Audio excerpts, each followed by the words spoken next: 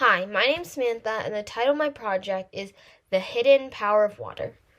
Now, the hidden power of water is all about something that water could do that you don't generally think about. When you think of water, you probably don't think of hydroelectricity. You probably think of drinking water, swimming, skating, or snow. But my project is about the hidden power of water, hydroelectricity. I chose the topic hydroelectricity because, first of all, I wanted a project with electricity in it. This is not because hydroelectricity and electricity in specific is something I'm really interested in, but it's because I don't know a lot about electricity and I wanted to learn more. The reason I didn't know almost anything about electricity is because we had an electricity unit right before COVID, and then COVID hit and everything went in lockdown, and I didn't get to do a lot of the hands-on experiments. So I didn't get to do some of the things that I could have done. So with this, I lost a lot of the learning experiences that could have been had through in-person learning. So I decided to do an electrical project. And with this, I wanted to do a renewable source of electricity, and so I did hydroelectricity. So the purpose of my project was to determine the most efficient way to generate electricity, and I had two projects to determine this. First of all, I wanted to figure out the best height to generate electricity, and I hypothesized that the highest height that I tested would be the best. And my second experiment was the different number of blades on the turbine. So I thought that the most amount of blades, which was 5-bladed turbine, would generate the most electricity. So to do this, I set up a wire rack and taped off the different heights that I wanted to test. And then I had a tube that would connect to a hose that would connect to a sink that went on the wire rack, and then two boxes with motors taped and hot glued onto them, and they were also waterproofed with saran wrap. And then I put a turbine in between the two motors, and this was so that I could change the different turbines between the different experiments so that I could figure out which amount of blades on the turbines was best. To do this, I had 3 different turbines. To do the heights, that's why I used a wire rack so that I could move the tube between the different heights.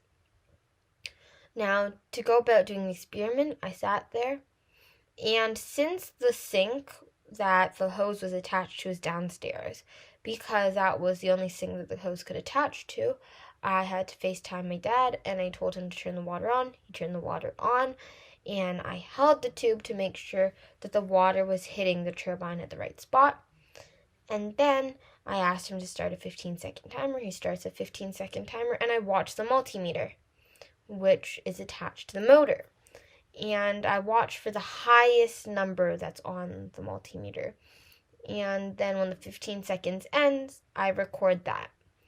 And after recording the highest number, I do each height and each different turbine 3 times for accuracy. And that's the results of how I went about doing it. And now the results. So as I said, I hypothesized that the highest height would generate the most electricity and the most amount of blades would generate the most electricity. And I found that both hypotheses were true. I found that 123.4 centimeters, which was the highest height that I tested, generate the most electricity with an average of 0.2623 volts of electricity. I also found that the 5-bladed turbine, which was what I hypothesized, generated the most amount of electricity with an average of 0.303 volts, which I was really happy with because, first of all, it proved my hypothesis, and second of all, it generated more electricity than I thought it would. Now, I think that my results are really important because they could be used in the real world. When people are thinking of doing smaller projects like mine, for example, what I wanted to do originally, which was making a mini hydropower plant, and especially if they want to do it for a commercial product, they could know that it probably won't work because using the motor that I did at the heights that I did with the pressure of a sink, it wasn't able to generate more than 0.4 volts. And 1.5 volts is the average battery to be able to generate electricity to charge a battery is my original goal, and it didn't work.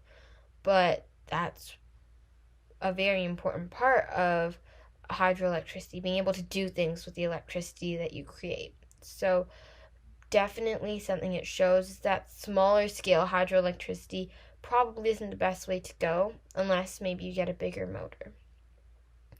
Different ways that I could do future research on my project is definitely getting a bigger motor, doing it on natural sources of water. For example, having rain going down into a funnel which generates electricity, or using rivers and things like that in my area.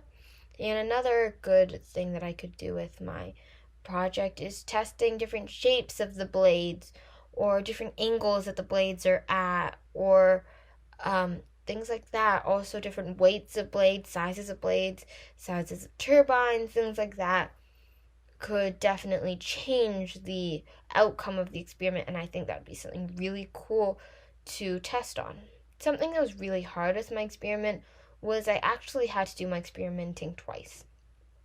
The first time I did my experimenting, I actually had a funnel to like direct the water onto the end of the turbine so that I didn't have to watch the tube as much. But when I went to my school-wide fair, a judge pointed out that it would restrict the change of speed in the water as it went down.